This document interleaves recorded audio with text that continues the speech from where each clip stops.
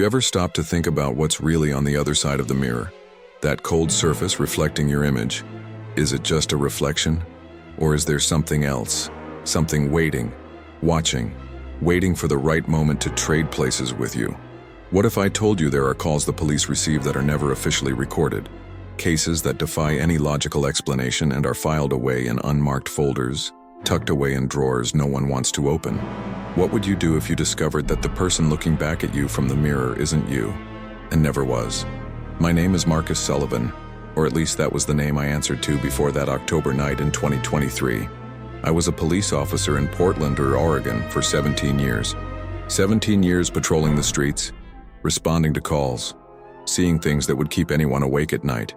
But nothing, absolutely nothing, prepared me for what happened that Thursday morning. It was my last shift of the week. My partner, a young officer named Tyler Brennan, and I had been in the patrol car for about 6 hours, dealing with the typical late-night incidents, drunks causing trouble, mistaken alarms, domestic disputes. Tyler was a rookie, only 9 months on the force, but he was dedicated and calm under pressure. I enjoyed working with him. It was exactly 3:47 a.m. when the radio crackled with the voice of the dispatcher, Karen. She'd worked the night shift for over 20 years and had that professional, controlled voice that comes with experience. But tonight, there was something different in her tone, a barely perceptible hesitation before she began speaking. The call was about a possible home intruder at 1847 Elderwood Street. A woman had called, whispering that someone was in her home, that she was locked in the upstairs bathroom, and that she could hear footsteps in the hallway. The caller was still on the line but refused to hang up. Karen told us that the woman sounded terrified, but something about the situation didn't add up. She couldn't explain what it was. Elderwood was a quiet street in an upper-middle-class neighborhood, lined with restored Victorian homes and well-tended gardens. It wasn't the kind of place we expected this kind of call. We sped through the empty city, the police car's lights cutting through the thick fog that had descended on Portland that morning. Tyler checked his holstered gun, an automatic gesture we all made before a potentially dangerous call. We arrived at the address in less than 8 minutes. The house was a 3-story Victorian, painted dark blue with white trim on the windows. All the lights were off except for a faint glow coming from a second-story window. The front yard was immaculate, with perfectly trimmed shrubs and a stone path leading to the front door. But there was something wrong in the air. I can still feel it today. It was as if the house were waiting. The fog seemed thicker around it, as if the weather itself were behaving unnaturally. There were no sounds of night birds, nor the rustling of small animals one normally hears in this kind of neighborhood. Just silence. A heavy, suffocating silence. We got out of the car and approached cautiously. Tyler checked the side of the house while I walked to the front door. I tried the doorknob. It was locked. I rang the doorbell several times. Nothing. I knocked loudly, announcing our presence. Silence. Over the portable radio, Karen informed us that the woman was still on the line, but now she was just breathing into the receiver. She was no longer responding to the operator's questions. I could hear her breathing through the radio, fast, labored, like someone who'd just run a marathon. But there was something else in that breathing. Fear, pure, primal fear. Tyler returned from the side of the house. All the doors and windows on the ground floor were locked from the inside. There were no signs of forced entry, no broken windows, no marks on the locks. If anyone was inside, they either had gotten in with a key or had already been there before the woman locked herself in the bathroom. We tried to communicate with her through the door, shouting that we were the police and that we were there to help. Nothing. Just that persistent breathing through the phone, picked up by Karen's radio. We made the decision to force entry. It was an emergency, and there was reason to believe someone in mortal danger was inside the house. Tyler used the portable battering ram we kept in the patrol car. The door gave way after 3 knocks, the ancient wood splintering around the lock. The sound echoed through the empty house like a gunshot. We entered, guns drawn, flashlights attached to our vests illuminating the interior. The house was immaculately clean. The living room had authentic Victorian furniture, paintings on the walls, and a Persian rug that looked like it cost more than my monthly salary. But it was cold. Not just cool. Cool in a way that made no sense. It was October, yes, But it wasn't that cold outside. Inside, the house felt like a refrigerator. I could see my own breath forming clouds of steam in the air. We methodically cleaned the ground floor. Living room, kitchen, office, powder room, everything was empty. Everything was perfectly tidy. No sign of a struggle, no objects out of place. It was as if the house were a museum exhibit, not a place where people actually lived. The stairs to the second floor creaked beneath our feet. Each step seemed to amplify the silence around us. The dim light we'd seen from outside came from the second floor hallway, an antique wall lamp that flickered occasionally, casting dancing shadows on the floral wallpapered walls. There were 5 doors in the hallway. 4 were open, revealing empty rooms. The 5th, at the end of the hallway, was closed. I could see light leaking from under the door, and then I heard it. A sound so low it was barely audible. A cry, or something like a cry. We approached the door. Tyler stood on one side, I on the other. I announced our presence again. The crying stopped immediately. For a moment, there was only silence. Then, a voice, low, trembling, filled with terror. She said she was there, that she was safe, that we should please not open the door yet. There was someone in the hallway. She could hear him breathing. I looked at Tyler. The hallway was empty, just the 2 of us, no one else. I explained that we were police officers, that there was no one in the hallway, that she was safe now. We could go in. There was a long pause. Then she said something that sent a chill down my spine. "If you're in the hallway, who's in here with me?" Tyler and I exchanged glances. Something was very, very wrong. I grabbed the doorknob. It was locked from the inside. I pounded harder, demanding she open it. She started screaming. Not words, just pure, desperate screams. The sound pierced the wooden door, echoing down the hallway, piercing my ears. We had no choice. I forced the door. The lock gave way, and the door flew open. The bathroom was large, tiled in antique white. There was a clawfoot tub, a porcelain sink with brass faucets, and taking up the entire wall opposite the door, a mirror. No ordinary bathroom mirror. This one was enormous, with an elaborate dark wood frame carved with patterns that seemed to move in the flickering light. It measured easily 7 feet tall by 5 feet wide, and there, crouched in a corner between the bathtub and the toilet, was a woman. She was about 30, with disheveled brown hair, wearing silk pajamas that were ripped in several places. Her feet were bare and bleeding, as if she'd run over glass. But most disturbing were her eyes. She stared into the mirror with an intensity that bordered on madness. Tyler immediately lowered his gun and went to help her, but she began to back away, pressing herself further against the wall. She pointed at the mirror with a trembling hand and said only one word, "She." I looked in the mirror. I saw our reflection. Me, Tyler, the woman crouching. Everything was normal, except, no, something was wrong. The reflections were correct, but there was a delay. Tiny, almost imperceptible, but it was there. When I moved my hand, my reflection moved a split second later. Tyler didn't seem to notice. He was focused on the woman, trying to calm her down, telling her it was okay, that she was safe now. But she kept staring at the mirror, tears streaming down her face and shaking her head repeatedly.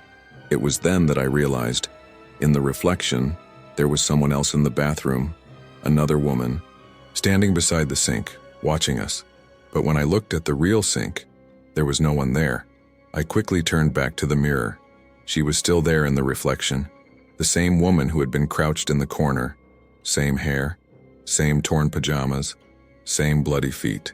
But this one was standing calmly, smiling slightly, and her eyes were completely black. My heart raced. I grabbed Tyler's arm and pointed it at the mirror. He looked at it, confused at first. Then his eyes widened. He saw it too. We recoiled instinctively, hands going to our guns. But what could we do? Shoot a reflex. The crouched woman began to speak. Her voice was a hoarse whisper, as if she'd been screaming for hours. She said she woke around 3 in the morning with the feeling that someone was watching her. When she opened her eyes, she saw a silhouette standing at the foot of her bed. She thought it was a nightmare at first, but then the silhouette moved, walking slowly toward the bathroom. She turned on the bedroom light, but there was no one there, only her. But then she heard water running in the bathroom. The door was ajar. and through the crack she could see someone standing at the sink. Someone who looked like her, wearing the same pajamas, with the same hair. She said she felt an inexplicable compulsion to go to the bathroom, as if something were pulling her. When she reached the door, the figure in the mirror turned and smiled, and that was when she realized the figure had no reflection in the mirror. She was the reflection. The woman in the mirror spoke. She said it was time to change, that she had been stuck there for a long time, watching, waiting, that it was her turn to live and the other's turn to reflect. The real woman ran, but the bathroom door closed by itself, locking itself in. She tried to open it, but couldn't. Then she heard footsteps in the hallway, footsteps coming from the mirror, and the other woman's voice, humming a song she used to sing as a child, a song no one else knew. As she said this, the reflection in the mirror changed. The standing version began to move, not following our movements, but moving independently. She walked to the reflected door, placed her hand on the reflected doorknob, and slowly began to turn. In the real world, the door we'd broken down began to close. Tyler jumped and grabbed the door, keeping it from closing completely, but something was pulling on it from the other side. Something strong. Tyler used all his weight, and I rushed to help him. Together, we managed to keep the door open, but barely. The crouching woman screamed at us not to let the door close. She said that if it closed, the exchange would be complete, that the other woman would leave, and she would be trapped in the reflection, that it had happened before, to other people, in other places, that the mirror moved, found new victims, that there was a whole dimension of people trapped, looking out from the mirrors, seeing their lives being lived by something else. It was then that we began to hear other sounds, coming from the mirror, whispers, dozens, maybe hundreds of voices whispering at once. I couldn't make out the words, but there was desperation in them.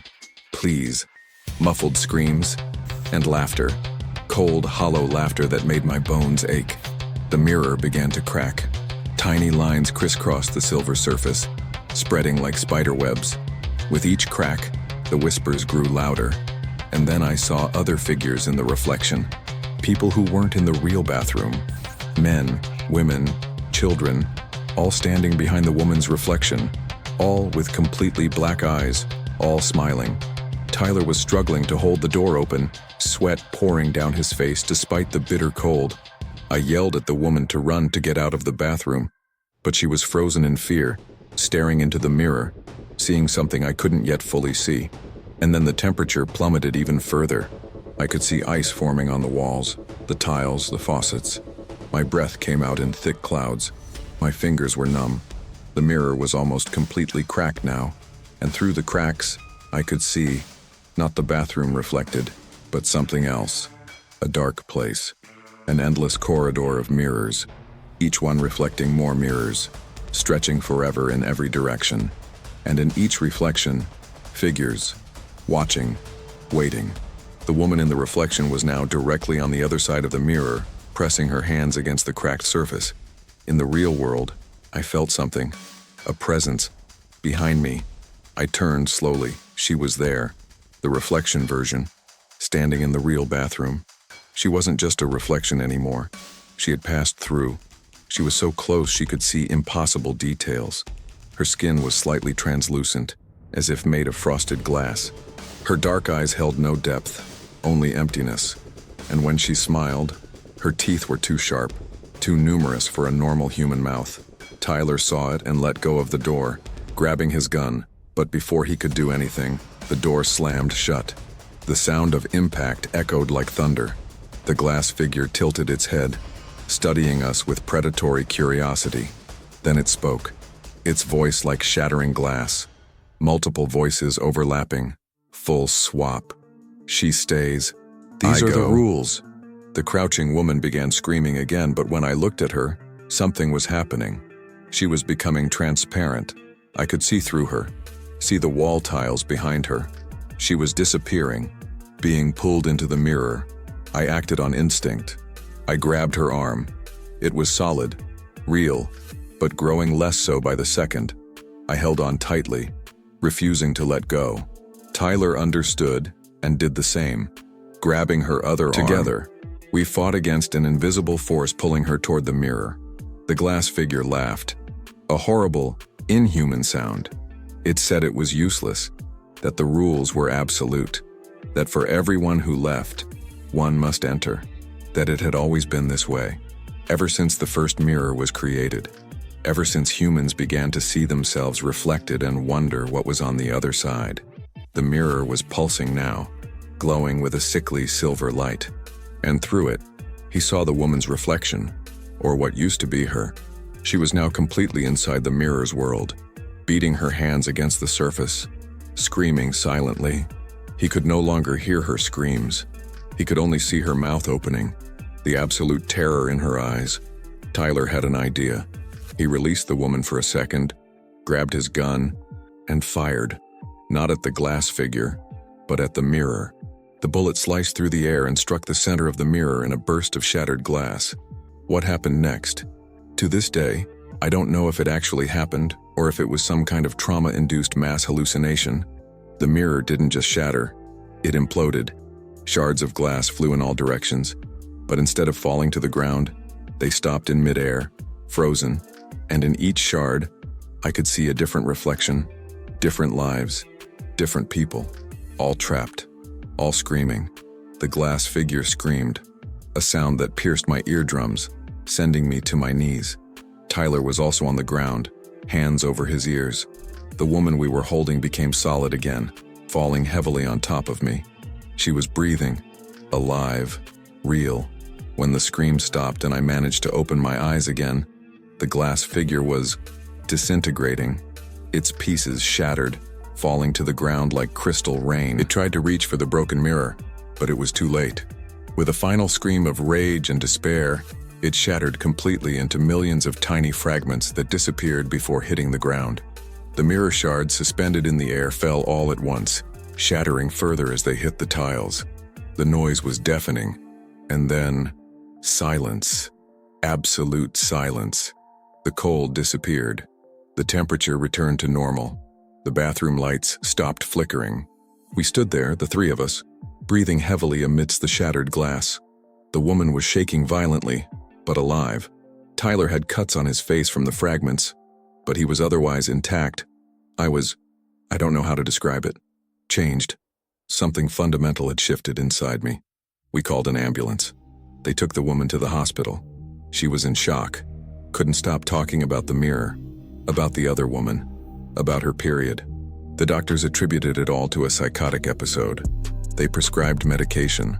She was hospitalized for a week. Our official report was brief. Possible home invasion, suspect not located, victim found agitated, mirror broken during arrest, file closed, case solved, but it wasn't resolved. Not even close. 3 days later, I received an anonymous message, an address, a photo of a mirror. The mirror, untouched, in a different house, in a different city. The message simply said, "It moves. It always moves. And there are others, hundreds. You can see them now. You have broken the veil." I started noticing after that, reflections that didn't quite match, minimal delays, movements I didn't make, smiles on reflected faces that weren't smiling in the real world. Not in all mirrors, but in some old mirrors. Mostly, mirrors with a history, mirrors that had passed through many hands. Tyler quit his job 2 weeks later. He couldn't look in mirrors anymore. He covered all the mirrors in his house. He moved to a cabin in the countryside, far from any reflective surfaces. We spoke once, on the phone. He said he could hear them, the whispers, especially at night, voices calling from the other side, begging to be released, promising anything for a trade. The woman, she disappeared. She simply vanished from the hospital one night. She left a note. It simply said, "She's still here. She's still watching me. In every glass, every puddle, every reflective surface. I need to find a way to stop her permanently. I need to find where the first mirror was made." She was never found. As far as I know, she's still searching. Or maybe she's already found her.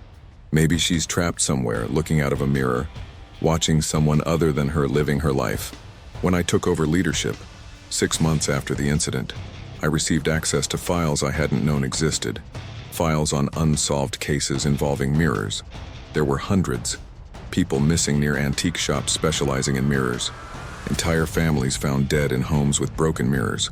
Accounts from multiple victims describing the exact same phenomenon, a version of themselves on the other side, wanting to switch places. There was a pattern. The mirrors were always old, always had elaborate frames, always had belonged to multiple people over the years. And there was a theory, buried deep within these secret archives. The theory was that mirrors don't just reflect light, they reflect consciousness. And that, over time, with enough people looking into them, thinking their darkest thoughts, wishing they were someone else, wanting to escape their lives, the mirrors accumulated this. They accumulated these fragmented consciousnesses, and eventually, they took shape. They gained a will, they gained a hunger. I should have stopped there. I should have closed the files, gone back to work, forgotten everything. But I couldn't, because I had seen. I had looked beyond the veil. And once you see, you can't unsee. I began investigating on my own, on my days off, on weekends. I followed the patterns. I visited homes where incidents had occurred. I spoke to survivors when there were survivors. And I learned things no one should know. I learned that mirrors are connected, that there's a dimension between dimensions, a negative space where reflections live, that it's possible to travel through mirrors if you know how, that there are people, if they can still be called people, who do just that, who hunt through reflections. I learned that breaking a mirror doesn't free them, it only scatters them. Each shard becomes a smaller, weaker door, but still a door. I learned that this is why the superstition of 7 years of bad luck exists. Not because breaking mirrors is bad luck, but because it takes 7 years for the shards to completely lose their connection to the other side. 7 years for the consciousnesses trapped within them to finally dissipate. I learned about the first mirror, the origin of everything, supposedly created over 4,000 years ago somewhere in the Middle East. Not made of glass marble but of polished obsidian, a ritual object, used to contact the dead. But something went wrong. Instead of revealing the dead, it began to imprison them. And then it evolved. It began to imprison the living as well. Fragments of this original mirror were scattered throughout the world over the millennia, incorporated into new mirrors, replicating its properties. Each a door, each a prison. I met a man, an antique dealer in San Francisco who knew the truth. He had one of the original mirror fragments. He kept it locked in a safe, wrapped in black velvet, never looking directly at it. He told me the fragment called to him. Every night he could hear whispers coming from the safe, promises of power, immortality, knowledge. But he resisted, because he knew that once you looked, once you truly see your reflection in the original mirror, the exchange began. Inevitable, inexorable. He told me about the collectors, people who actively seek out these mirrors, who gather them, not to destroy them, but to use them. They've found a way to trade without being trapped. They steal lives. They literally jump from body to body through reflections, leaving their victims trapped in the mirror world while they live their lives. Some of the collectors are hundreds of years old, jumping from life to life, always escaping death. The antique dealer gave me a warning. He said that now that I knew, that I had seen too much, I was a target, that the collectors seek people like me, people who can see through the veil, because we are more valuable. Our reflections are stronger. Our consciousnesses, once captured, can serve as more powerful anchors in the mirror world. He was right. They began to appear, not people, but almost people, following me. I saw them in store windows, in car rearview mirrors, in building windows, always watching me, always waiting. I stopped trusting my own reflection. I began avoiding mirrors completely. I removed them all from my house. I covered all reflective surfaces, but they are patient and persistent. One night 3 months ago, I woke up and felt something was different. I went to the bathroom. I'd forgotten to cover a small hand mirror I kept in a drawer. It was on the sink, open, reflecting, and my reflection wasn't me. Or it was, but it wasn't. It was smiling. I wasn't smiling.